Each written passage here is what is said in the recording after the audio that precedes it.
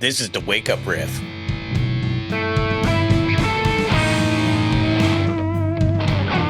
Metal needs more women and fewer dudes with opinions.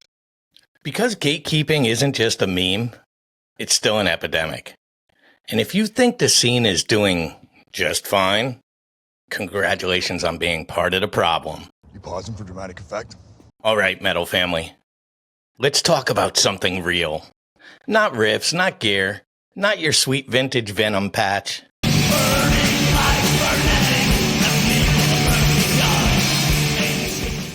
Let's talk about why women in metal still have to fight twice as hard to get half the respect. To people respecting women. And no, this isn't some fake woke rant to make me look cool on Instagram. I can't do that. I'm a fat, bald old man. This is me, a lifelong metalhead, telling you that we have a fucking problem. There's too many dudes. Too many gatekeepers. Too many people treating the scene like it's their personal clubhouse instead of the primal, sacred, chaotic sanctuary it's supposed to be. Praise Satan. But metal's always been for everyone. Yeah, that's a cool story. Now try to explain why Tatiana Shmylek from Ginger still gets accused of lip syncing.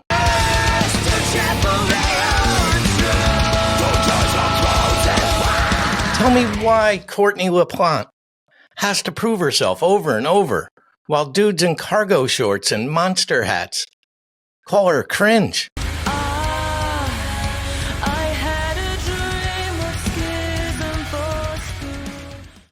Tell me why every woman in metal has a comment section full of guys saying, "Not bad for a chick."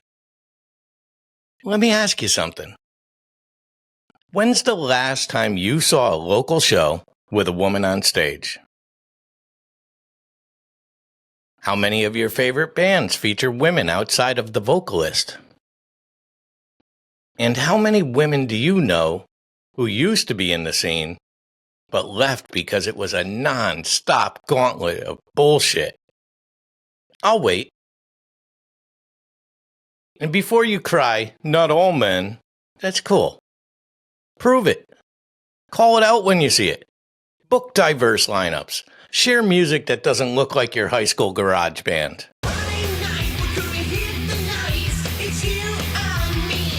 This isn't about inclusion. It's just about justice. Because if metal is supposed to be a home for the misfits, for the rebels, for the unheard, like you, then why are we silencing half the population? It's gotta be the hair, Cotton. It's beautiful. But they're just not into metal. Really? Or are they just sick of waking up and walking into a venue and being treated like decor instead of an audience? Eyes up here, honey. Doesn't she look hot? You know what takes the passion out of someone really fast? That's having to explain your Slayer knowledge like it's a fucking SAT test to every gatekeeper who has a neckbeard in a Reddit account. Ridiculous neckerchief. And let's not forget the bands that do welcome women. Only to sexualize them, tokenize them, or throw them into one safe little box. The clean vocal contrast girl. Will you ever let a woman be the ripper in the band? No. But you should try it sometime. She might make your riffs obsolete.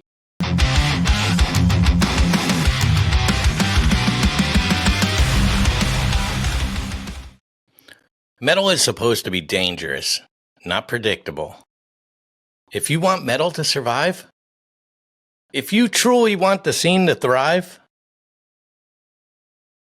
then stop turning it into a dude-only nostalgia museum. Start letting different voices in, not just to tick a box, but because it makes the music better. More perspective equals more emotion equals more power.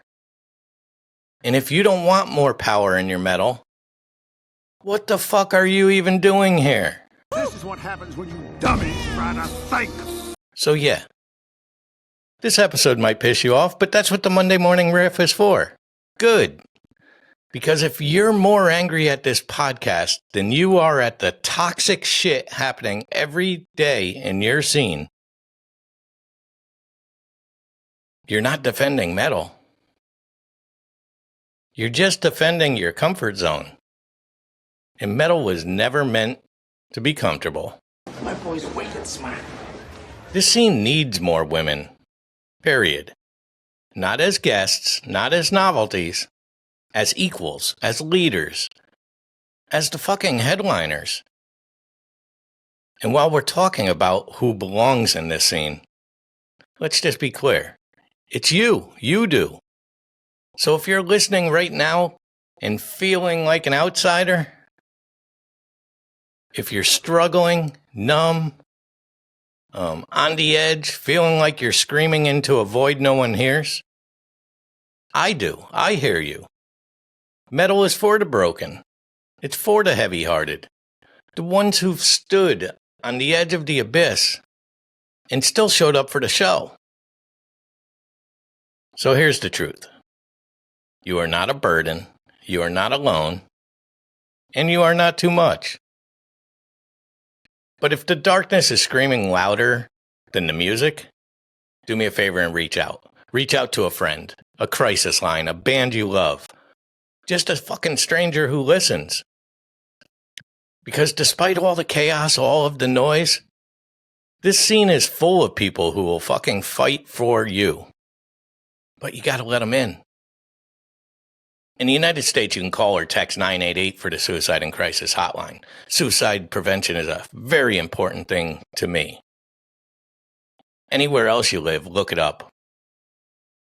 But someone is always there. We lose too many every year. In that silence, it's not metal. But speaking up is very metal. Surviving is very metal. Healing is metal. Do me a favor and like, subscribe, and share this with someone who still uses the term female-fronted like it's a genre. Into women in metal? I see you. I hear you.